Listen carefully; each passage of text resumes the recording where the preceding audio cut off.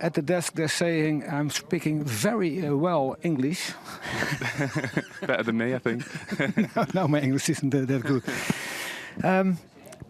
Tell me about today. It was a big day for us. We knew that. We knew it would be a difficult day.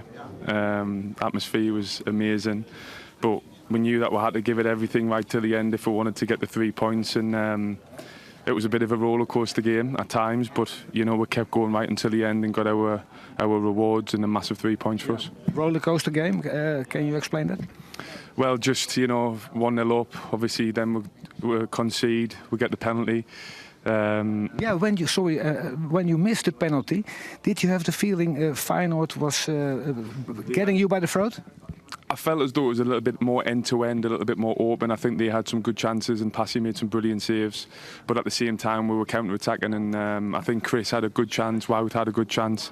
And thankfully, in the end, it was some great play by Anton, great ball across and great finish from Kenneth. And I felt as though we deserved that in the end because of how we worked all day for each other. And just delighted with the 3 points, really. You are used to play for the title at Liverpool every year. Do you start believing in the title? Why are you laughing? I'm going to say, because we're being asked this a while, I keep saying the same thing and I know it's boring, but I just don't feel like it helps to focus on that. I never have done. That's me personally. Why so modest?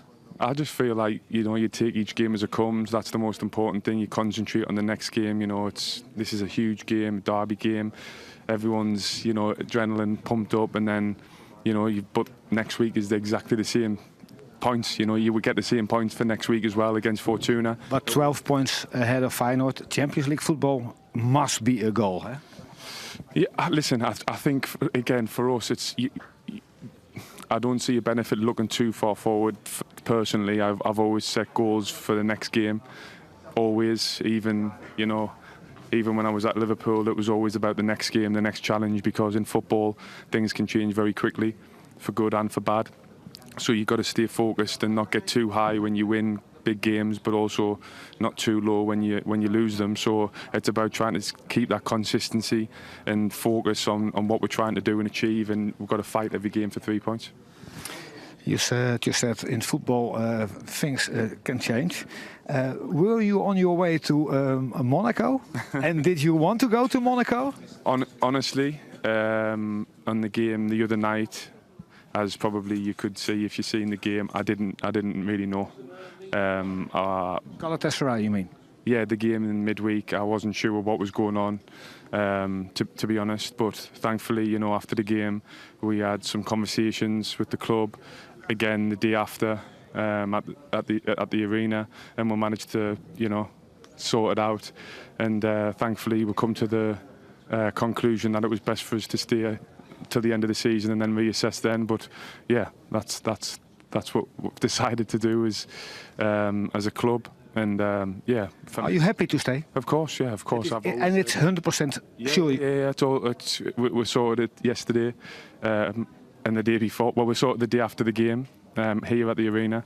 I came here for a few hours and spoke to the directors and what they wanted to do going forward as a club. We all know the situation the club's in. But were you interested in going there?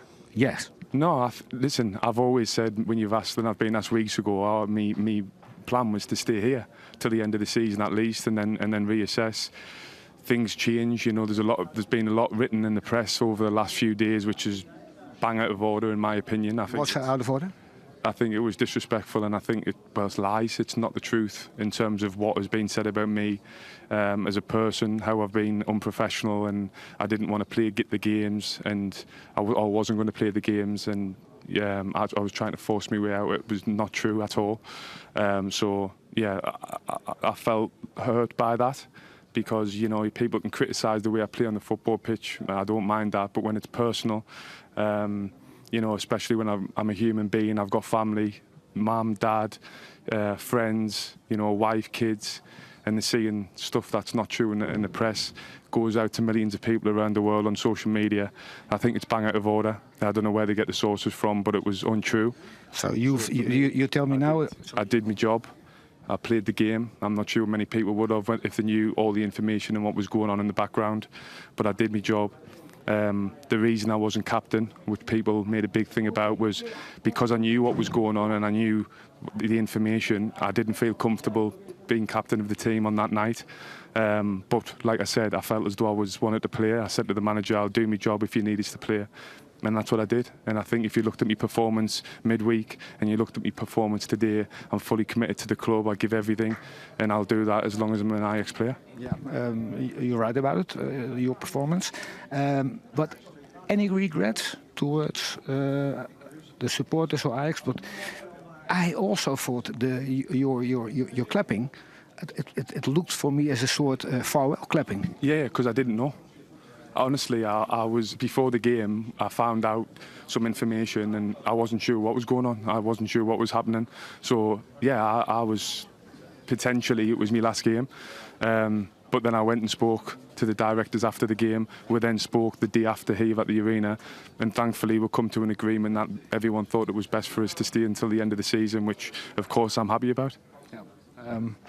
Can I come to the conclusion that you were interested, Monaco was interested, but Ajax says you have to stay, and you agree with that? No, that's not the full truth. No. Correct me, shortly. I think, you know, the reason it came about, I think we all know, you know, the situation the club is in financially, and they have to, you know, make money, especially with the top earners at the club. And I'm one of them, and it's always been an issue. It's always been an issue around, you know, Henderson's wages, as we know, that's publicly in the media. So a situation came where they had to decide whether, you know, they wanted us off the wages or not, I suppose.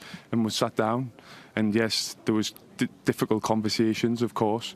I said what I felt about the direction and what we're doing as a club. Difficult situation for everyone. Things that people don't know about, but again, in the end, we came to the conclusion it was best for me to stay here till the end of the season, and for me, I'm delighted to do that. And like I said, I just want to continue giving everything for the team, for the club, right until the end of the season. Thank you very much. Thank you.